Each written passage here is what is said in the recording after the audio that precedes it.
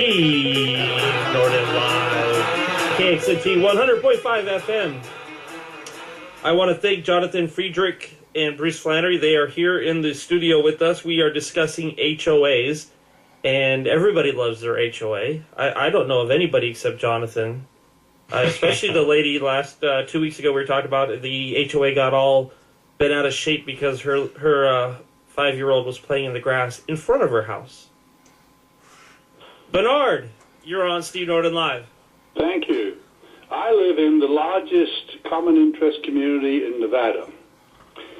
And I've lived here, this is a 20-year-old community, and I've lived here for 15 years, and it's been my opinion for many, many years that the biggest problem we have is that we get people on the board of directors whose main concern is to satisfy either an ego or a special interest, whether it be tennis, golf, or what. But in as much as they do employ outside contractors for things like accounting and for legal advice, they hide behind a facade which is commonly known as the business judgment rule. And that is, as long as they abide, that is, they pay for the services of somebody who will give them advice or an opinion, if they act on that, then they're in the clear, even if the advice they receive is 100% wrong. Now, additionally, of course... You mean this is something that's in the bylaws of your particular homeowners association? No, I think that's it's in state statute. The business judgment rule is general practice of commerce throughout the United States. Oh, I see. The biggest problem we have is the fact that we get people on the board of directors who do not abide by the original governing documents in which we were incorporated under NRS 81. Aren't the people of the board, aren't they elected by the homeowners? Yes, and they make all sorts of wonderful promises, and to put it bluntly, they show evidence of having lied when they get onto the board. Well, I will tell you an experience that I have particularly know about, and this is dealing with the high-rise condos at the MGM called Signature.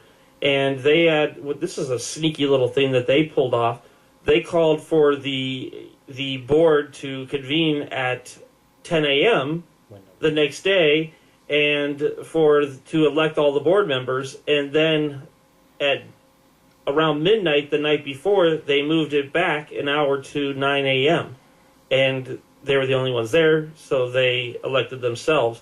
But that was a violation of state law. Underhanded thing to do. And the question is do homeowners go out there and try to fight these things?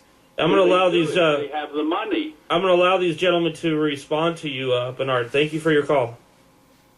With regard to the business judgment rule, that aspect of, and it comes from the corporate law environment, has been memorialized into statute here in Nevada. With regard to homeowner associations, it's in NRS 116.3103, subparagraph 1.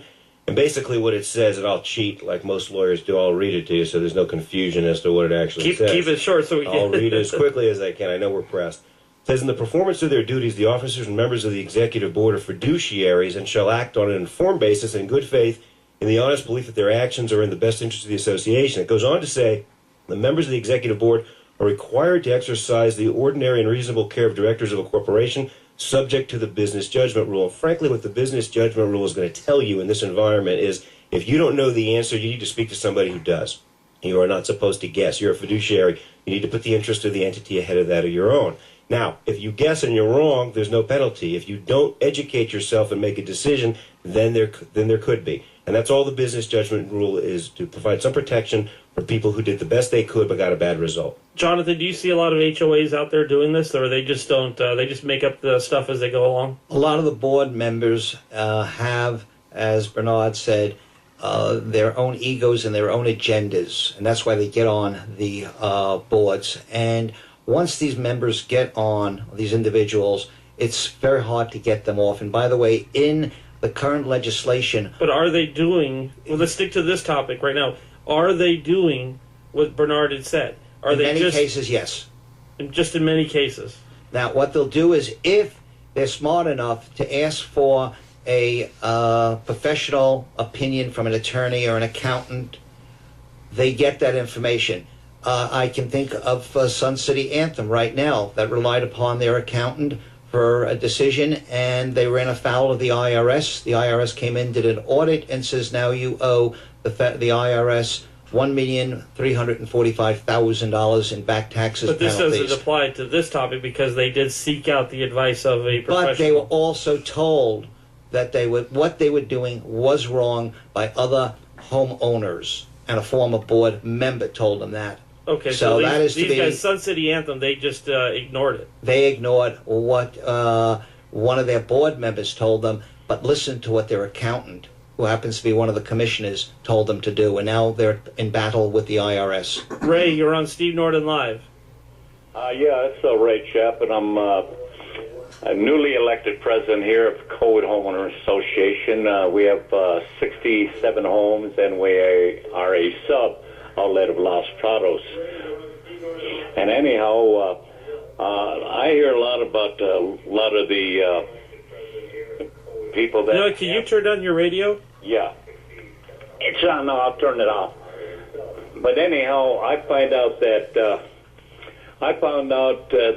a lot of these homeowners associations, they're probably getting a little bad publicity, because I can tell you right now what we've got going here.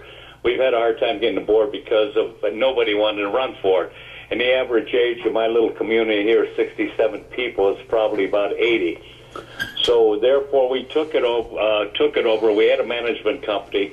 As soon as people were in arrears or whatever, first thing they wanted to do was go to the NAS and What's the NAS? NAS is the Nevada Association Services, the collecting agency that are people that go after people that are in arrears of their debt.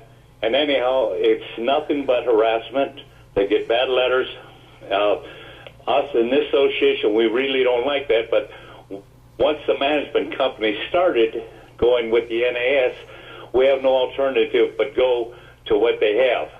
I can guarantee you it's not going to be happening in this COVID community. Hey, Ray, let me ask you a question, because this is one of the things I think where HOAs get a little bit out of hand, and the president usually lives there, so he sees these things. But one of the things, like if I want to put in a swimming pool in my backyard for certain neighborhoods, I've got to get the authorization from all houses surrounding me, including across the street, and so on and so forth. And I have to get all that in writing. And then I got to submit my artwork, and I got to wait for some board to convene that may not be convening for another 2 or 3 months.